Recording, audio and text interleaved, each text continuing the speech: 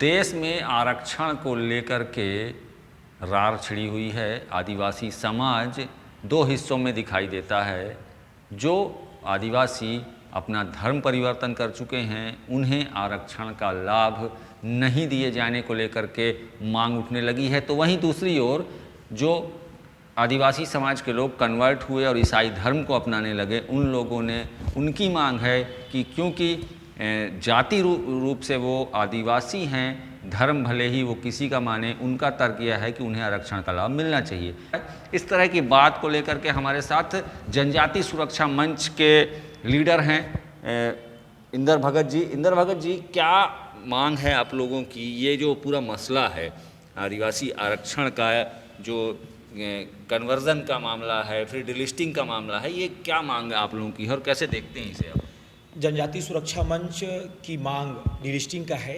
अभी आप लोगों ने पूरे साल भर देश के विभिन्न स्थानों पर जनजाति समाज का सड़कों पर आंदोलन देखा है, जिसमें लाखों जनजातियों ने सड़कों पर उतरकर तेज धूप में अपने जनजाति समाज के लिए एक मांग रखी कि जो भी व्यक्ति अनुसूचित जनजाति है, मतलब आदिवासी है, अपने रीति रिवाज, परंपरा, अपने पूजा पद्धति, संस्कृति को छोड़कर कन्वर्जन करके ईसाई या मुसलमान बने हैं, उनको अनुसूचित जनजाति का स्टेटस ना मिले, क्योंकि वो वहाँ पर ईसाई और मुसलमान धर्मों में जातियों का व्यवस्था नहीं है, जाति नहीं होते हैं।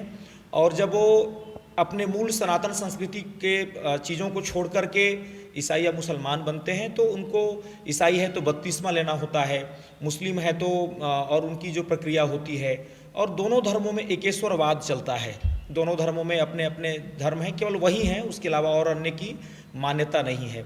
तो जनजाति सुरक्षा मंच की मांग है कि जो जनजाति समाज का व्यक्ति अपने रीति रिवाज, परंपरा, पूजा पद्धति को छोड़कर ईसाई या मुसलमान बना है, उसको आरक्षण की सूची से बाहर किया जाए।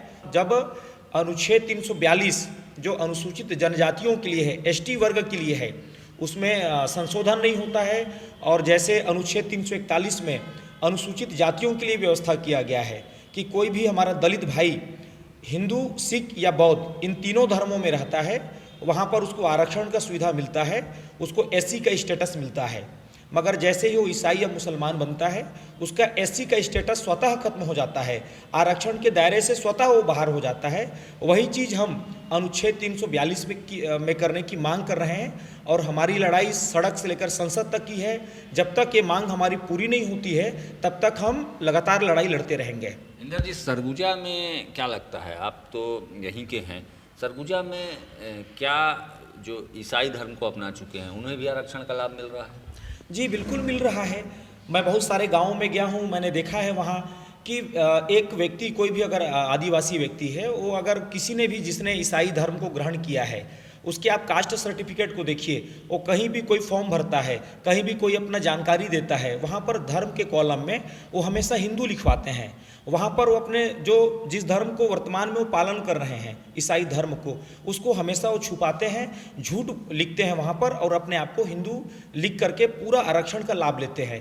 तो ऐसे आप पूरे सरगुजा को देखिए, आप स्वयं देखते हैं कि गांव-गांव में बड़े बड़े चर्च खड़े हो गए हैं, अंबिकापुर में गली गली में चर्च खड़े हो गए हैं। तो आखिर में अगर आप अभी देखें जिला प्रशासन के पास कितने धर्मांतरण के आवेदन आए होंगे। धर्मांतरण की अपनी एक प्रक्रिया होती है, कलेक्टर को आवेदन दिया जाता है, कलेक्टर जब उसमें परमिट करते हैं तब धर्मांतरण होता है। लेकिन यहाँ पर तो इस प्रकार का किसी भी प्रक्रिया का पालन नहीं किया जाता है, और समाज को और इस राष्ट्र को और संविधान को झूठ बोल करके, धोखा दे करके आरक्षण का पूरा लाभ लिया जा रहा है। अभी जो मामला सुप्रीम कोर्ट में पहुंचा, केंद्र सरकार ने अपना मत रखा, आप सबने देखा, उसको पढ़ा। इस केंद्र सरकार के इस मत के बाद क्या उम्मीद जगी है समाज में और इस आंदोलन? देखिए, आपका जो पिछला प्रश्न था उसको मैं जोड़ते हुए इस प्रश्न का जवाब दूंगा। अभी 14 नवंबर को सुप्रीम कोर्ट में धर्मांतरण पर एक याचिका थी। सुप्रीम कोर्ट ने उसमें अपना मत देते हुए कहा है कि धर्मांतरण इस देश के लिए बहुत बड़ा खतरा है और यह एक गंभीर मसला है।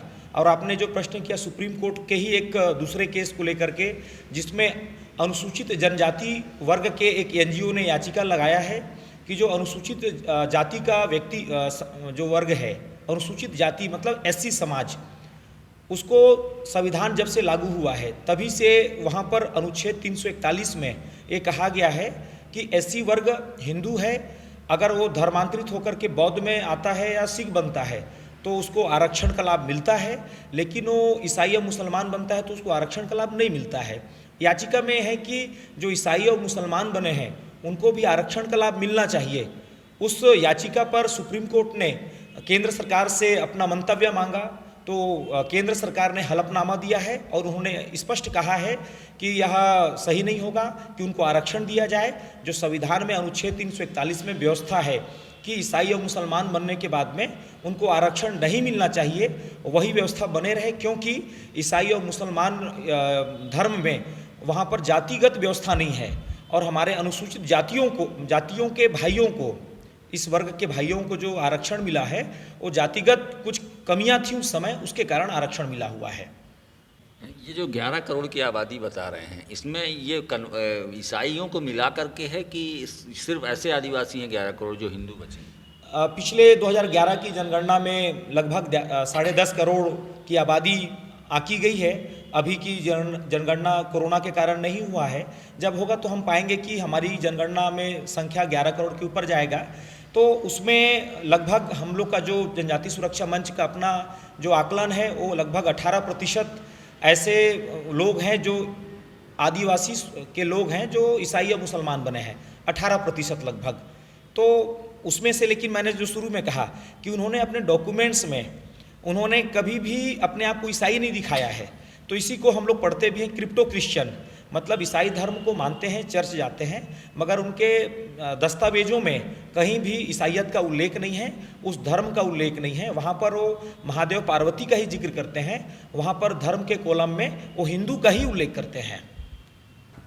आरक्षण के मसले पर जनजाति सुरक्षा मंच जो है वो कन्वर्टेड लोगों को आरक्षण का लाभ नहीं देने की अनुशंसा कर रहा है, लगातार मांग कर रहा है और साथ ही डिलिस्टिंग की भी मांग कर रहा है। लेकिन इस विषय में ईसाई महासभा का क्या कहना है, इनकी क्या मांग है, इस मसले पर भी बातचीत करेंगे।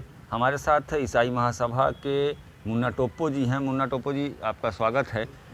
इनसे बात करेंगे कि क्या मांग है आप लोगों की, ये मसला आप लोगों को क्या लगता है? जो आप जो मांग बोल रहे हैं ये आरक्षण की बात नहीं किए हैं। इन लोगों का जनजाति सुरक्षा मंच का ये मांग है कि जो आदिवासी धर्मांतरित ईसाई जो धर्मांतरित हो गए हैं, ईसाई धर्म अपना लिए हैं, उनको अनुसूचित जनजाति का दर्जा से बाहर निकाला जाए, ये है उनकी मांग है। और रिजर्वेशन तो बहुत छोटी बातें हैं। मैं बताना चाहता हूँ आर्टिकल 342 ये अनुसूचित जनजाति का दर्जा है। जो भाई मांग कर रहे हैं वो भी इसी आर्टिकल के तहत आते हैं और हम धर्मांतरित हैं, हम भी उसी आर्टिकल में आते हैं। अब इसी आर्टिकल के 1 में अनुसूचित जनजाति आदेश 1950 में जो दर्जा प्राप्त हुआ है, हमें आदेश हुआ है, उसमें सूची में जो अनुसूचित जनजाति ये मांग कर रहे हैं कि धर्मांतरित ईसाइयों को डिलिस्टिंग किया जाए, उसी उन लोग भी आते हैं, हम भी आते हैं। देखिए, डिलिस्टिंग किसी एक धर्म के लिए नहीं है। अनुसूचित जनजाति चाहे हिंदू हो, चाहे ईसाई हो, चाहे मुस्लिम हो, चाहे बौद्ध हो, ये सभी डिलिस्टिंग के उसमें आएंगे अगर डिलिस्टिंग होता है तो। और रही बात धर्मांतरित ईसाइयों की बात, आर्टिकल 25 में स्पष्ट दिया है कि अनुसूचित जनजाति आदिवासी आस्था के अनुरूप कोई भी धर्म मान सकता है। और इसमें वास्तव में हमें जो मिला है, जो अनुसूचित जनजाति का दर्जा, ये धर्म के आधार पे नहीं मिला है हमें भाई। उसमें हमारी रहन सहन, बोली वसन, रूढ़ी प्रथा, ये सभी उसमें मापदंड है, तभी हमें आदिवासी का दर्जा मिला है। और रही बात संस्कृति की बात जो बोलते हैं, आर्टिकल 29 में स्पष्ट लिया गया है कि कोई भी धर्म माने जो अपना जो संस्कृति, बोली वसन, जो रूढ़ी प्रथा, इसको सभी को माने सुरक्षित करने के लिए इनको सभी स्तर से कार्य किया जा सकता है। ये है विशेष तौर पर जो हमारे भाई इसको नहीं समझ रहे हैं। कोई भी चाहे न्यायपालिका हो, संविधान से बड़ा नहीं है। संविधान के दायरे में रह के अगर हमें विरोध करना पड़ेगा तो हम करेंगे, लेकिन मैं नहीं मानता हूँ कि ये जो डिलिस्टिंग की मांग है ये असंवैधानिक मांग है ये उनके द्वारा, क्योंकि वो हमारे भाई लोग ही हैं। उनको आज समझ में नहीं आ रहा है। जिस दिन समझ में आ जाएगा तो हम लोग साथ में रहेंगे उनके साथ। आपने सुना कि किस तरह से आरक्षण के मसले पर देश में आदिवासी समाज अलग अलग धड़ों में बढ़ चुका है। लगातार इस मसले पर मांगे उठ रही हैं। आदिवासी समाजों के अलग अलग संगठन अलग अलग तरह की मांग उठा रहे हैं।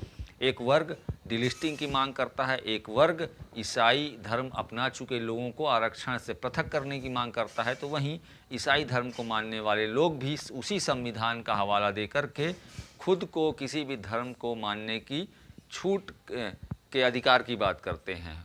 बहरहाल इस पूरे मामले में जो चीज़ें निकल कर के सामने आ रही हैं उससे दिख ये रहा है कि सरगुजा में आदिवासी समाज अलग अलग धड़ों में बढ़ चुका है, लेकिन इस पूरे विवाद का, इस पूरे मसले का जो हल निकलेगा वो सुप्रीम कोर्ट के फैसले से निकलेगा, केंद्र सरकार के फैसले से निकलेगा कि इस मसले पर आखिर देश के सर्वोच्च न्यायालय और देश की सरकार क्या फैसला लेते हैं। इस फैसले के बाद ही यह विवाद शांत हो सकेगा। देश दीपक गुप्ता, ईटीवी भारत, सरगुजा।